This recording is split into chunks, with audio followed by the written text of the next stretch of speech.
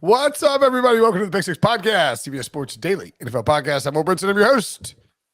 It's time to do some early lines for Week 13. Week 13. My goodness gracious. Crazy how fast the season is flying. Joining me to break down some best bets for next week and some line movements. John Breech, looking fresh with a new trim. You got your ears lowered. Well, Brinson, the early best bets have been doing so well that I could finally afford a haircut. How'd you do last week? That's where we are. We don't have to bring that up. Okay. Right. No, overall, doing quite well. It's 1-2 last week, but if the Packers cover, then 2-2. There you go. All right. Well, let's dive right into your best bets for next week. This is actually one that I thought might move. Bills at the Patriots. They're -5.5. I wouldn't be shocked if they can't get up to 7, I don't think. But, I mean, I wouldn't be shocked if this one ticked up a little bit just based on the talent disparity between the two teams. Although Josh Allen's elbow injury certainly a cause for concern for Buffalo Bills fans. Yeah, this is one of those picks where I do feel like you could psych yourself out because, look, the Patriots are playing at home. It's a Thursday night game, the classic primetime home underdog. Don't bet against them. But for me, it's what you said. It's the talent disparity. The Bills have absolutely owned the Patriots, except for that crazy gale force wind hurricane game when it was 90 miles an hour.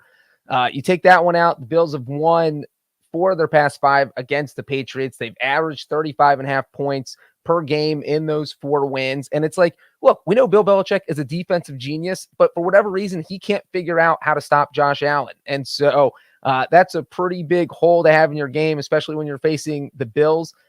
So this does feel like a big spread, but I do like Buffalo to cover right now. Yeah, and I don't think that this would get to 7. Like, I just don't think that would be a little bit of a bridge too far. So I don't have this one pegged as a game that I think will move tremendously. Next up, you got the Seattle Seahawks. And I tend to agree with you. I think Buffalo, I mean, maybe Belichick, that defense have to come to play. And they're going to have to run the ball really, really well against Buffalo. But we'll see.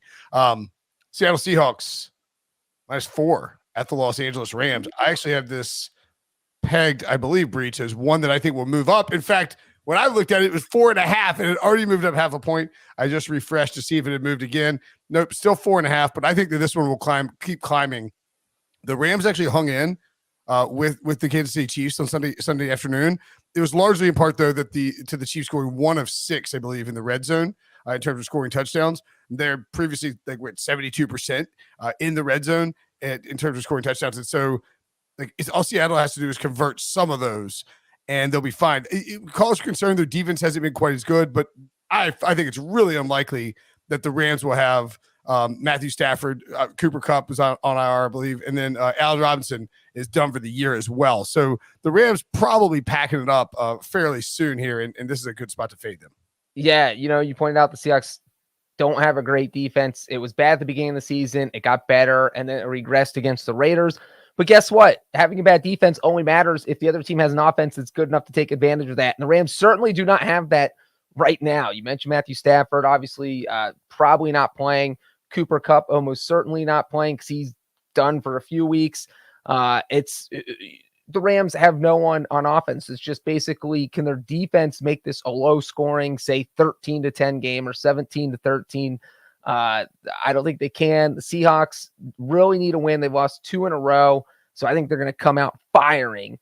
Yeah, I really like Seattle. I'd probably take Seattle up to 6. That's how much I like the Seahawks in this. I think I'd be fine with that one. I mean, clearly this is a pretty good teaser leg too. I think if it gets up to 6, you can get it down to and I wouldn't be shocked at all if it got up to 6. I mean, the Rams just look like they don't want to. I don't think they don't want to be there. It's just that I think they realize just everything went right last year. You won the Super Bowl, and everything's going wrong this year. And it wouldn't be shocked at all if they sort of wanted to pack it on up. Next up for you, oh boy, look at this little combo we got coming up, a Breech special. Andy Dalton and the Saints +6 against the Tampa Bay Buccaneers. Yeah, this isn't so much about Andrew Gregory Dalton. It's about Thomas Edward Brady. Look, we know if there's one team Brady has struggled with in the regular season since he signed in Tampa, it is absolutely the New Orleans Saints. He's 1-3 against them in the regular season. And look, Dennis Allen is the reason. He creates these defensive schemes that Brady struggles with. The Saints get a good pass rush on him. And he hasn't played well against the Saints in these 4 regular season meetings. And so You're looking at 6 points. The Buccaneers can barely beat anyone right now. They've lost 4 of their past 6 games. I don't know they can beat anyone by 6 points. So I like the Saints in this spot. And plus, I feel like the Saints are going to be desperate. This is one of those, their season is kind of on the line. You're 4-8, but you're only a game and a half behind the Buccaneers. So if you win this game, you're a half game out of first. You're literally in the NFC South race. So I think there's going to be some desperation there. I think they cover the 6. Yeah, really bad effort by the Buccaneers to let the Browns back in that game. I mean, that they should have easily won and covered against Cleveland. Oh well, not that I'm mad about it.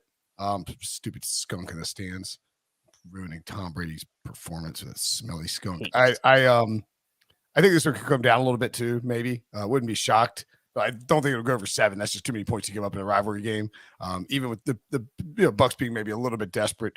So yeah, if you like the Saints, probably better to take it earlier than later. And of course, you can't talk about Andrew Gregory Dalton without talking about Joseph Burrow as well. Your Bengals are your next pick, +3 to cover at home against the Chiefs. I actually have this one pegged as one that I think will move. I think the Bengals.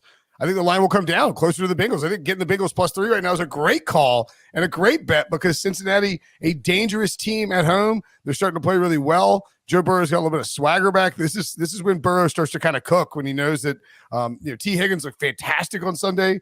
Tyler Boyd got banged up, but Jamar Chase may be back for this game. And Jamar Chase does come back for this game. There's some buzz he might be back against in week 12. If he's back in week 13, this line's going to slide closer to a pick 'em. So if you get the Bengals +3, I think it is a very good idea.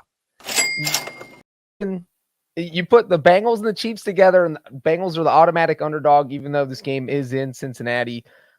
Look, if you're going to give me 3, Bengals only have to, they're +3. I'm going to take the Bengals all day. We've seen what happened the last 2 times they played the Chiefs. They were big underdogs. What do? They don't just cover the spread. They win outright. This team also 8-3 against the spread on the year, which is tied for the best in the NFL. You mentioned Jamar Chase.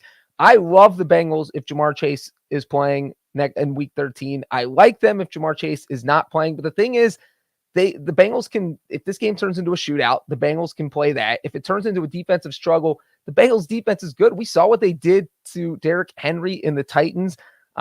Winning that game without Joe Mixon, without Jamar Chase really says a lot about what that offense can do without their stars. And like you said, Joe Burrow has looked a lot more comfortable playing without Jamar Chase after they got that ugly Browns game out of their system. So I really like the Bengals in this spot.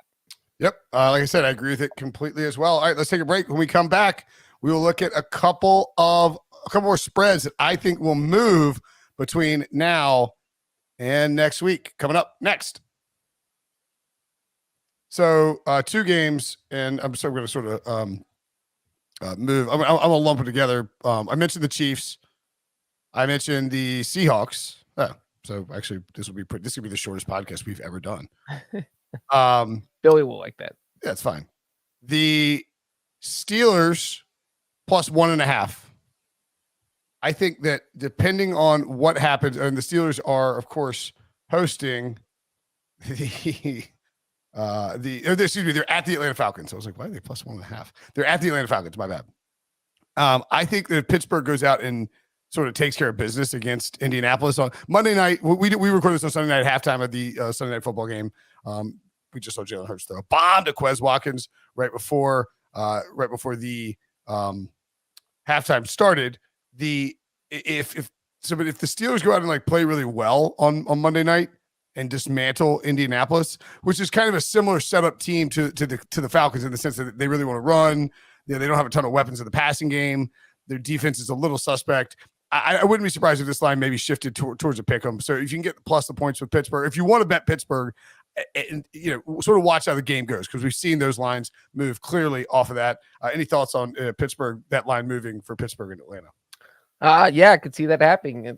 This is, if we see the Steelers go out there and stop the Colts 27-10, and they shut down Jonathan Taylor and they're stopping the run, that's all the Falcons do is run the ball. So, we see them have some success there, then yeah, certainly I could see it moving. Yeah. All right. Next up. Sorry. We need a different graphic for the line moving. But I like it anyway. There's a nice little break between the games. Cash it. So next up, the Dallas Cowboys -9.5 against the Colts. I think it's almost imperative that if you like the Cowboys in this game that you get this now. But now look, if the Colts look great on Monday Night Football and hammer the Steelers, maybe the line doesn't jump. I don't see any way this doesn't get over 10. I mean, the Cowboys are white hot right now. They're going to have a 10-day break. This game is Sunday Night Football. So the Colts are going to be on a short break, even though they get to wait until later on Sunday night to play the game. And they're going to play Monday and then Sunday, whereas the Cowboys are doing Thursday to Sunday. They basically get the free, they get a 10.5-day bye, mini bye. They're playing awesome offense. Dak Prescott is cooking, and the defense is flying all over the place. Colts offensive line has been better since Jeff Saturday took over, but wasn't great in that last game against Philly. I mean, I think that this line could easily get above 10. And if it doesn't go above 10, it means it's probably a sucker bet. I like the Cowboys in this spot. And I think if you like the Cowboys, you probably want to get them now. Yeah, this is one of those things where the NFL schedule makers just completely screw a team over. There's no reason a team that played on Thursday should be playing a team coming off a Monday game. We saw it in week 1 to week 2 when the Bills played on the Thursday night opener. Their week 2 Monday game was against the Titans. So, the extra rest that early, not the exact same situation, but you're getting that extra rest there that really helps. I mean, that's what it comes down to. The Cowboys had some time to get healthy. The Colts are going to you're coming off a Monday night game. Yeah, agree with you, Brinson. This one could creep up. All right. And then stupid me clicked out of the chat that we're in. I've got too many Billy chats. It's disastrous. What's my, here it is. I said the Chiefs have moved down. I think, the Browns minus 6.5. I mean, look, I think it was 6 earlier. It's already up to, it's minus 6 now. It's been 6 the whole time. Deshaun Watson's been cleared basically reportedly cleared to be reinstated on Monday. The Texans are a god-awful football team. Cleveland's defense isn't very good, but I mean, Miami had the Texans down 30-0 in the first half, and it could have been a lot worse. They let Houston climb back in because they benched all of their starters. And, this is Kyle Allen against, Myles Garrett rushing the passer. And Deshaun Watson may be rusty in his first game, but I think it would be kind of imperative for Kevin Stefanski. This is on the road, of course, in Houston, which is not obviously an insubstantial location for Deshaun Watson. That's where he's traded from. But it's a revenge game for him because the team benched him for an entire year and then traded him despite the suspension. So I think that in this spot, we could see Deshaun Watson come in and play really, really well out of the gate, just knowing that he wants to put up a huge game in a place he's comfortable with. And I think this should be more than 7. So I think we see this climb up past 7 Breech. I'm going to take the flip side here because I don't think it's a Deshaun Watson revenge game. I think the Texans are going to want to absolutely destroy him. If they quit on the season, this is the one game they will show up for. This is their Super Bowl. This is Deshaun Watson got benched because he didn't want to play for the Houston Texans. It's kind of a slap in the face. So I feel like the Texans are really, really, really going to want to win this game. The guy hasn't played a football game. He hasn't started in a regular season game in like 700 days.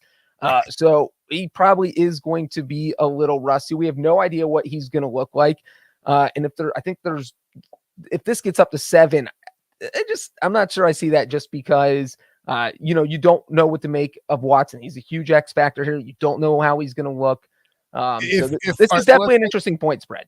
No, it definitely is. And I think, I really do think that 6 is kind of like, let's make sure that Deshaun Watson is active. You know what I'm saying?